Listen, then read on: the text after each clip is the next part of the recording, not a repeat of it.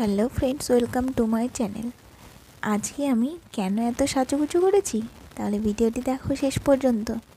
এখানে রয়েছে বাড়ির গুরুজনেরা, মা, মাসি, কাকিমা, জেঠিমা, বৌদি ভাই আর আমাদের বাড়ির সবথেকে ক্ষুদে সদস্যরা।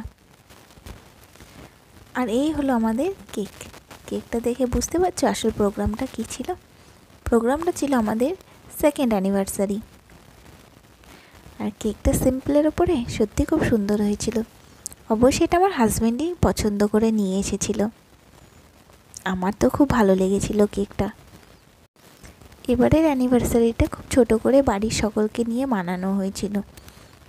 আমাদের অ্যানিভার্সারির জন্য সব কিছু দেখো রেডি হয়ে গেছে, কেক কাটার প্রস্তুতি চলছে। আমি তো দেখছি যে আমার মেয়ে কি করে এটা দেখে। ও মেয়ে তো একটু চমকিয়ে উঠেছিল, তবে যাই হোক ও ম্যানেজ করে নিয়েছে। ও এমনিতে ছোট কিন্তু খুব ম্যাচিওর।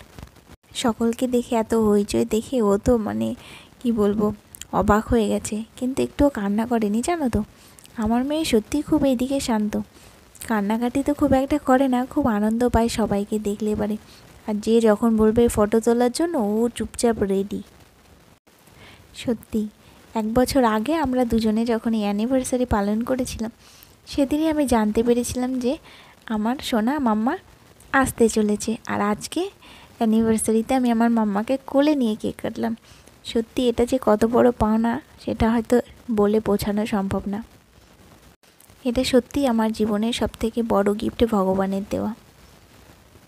1 বছর আগে যখন আজকের এই দিনেই আমি জানতে পেরেছিলাম আমার মাম্মা আসছে, তখন যে আমরা কি খুশি হয়েছিলাম।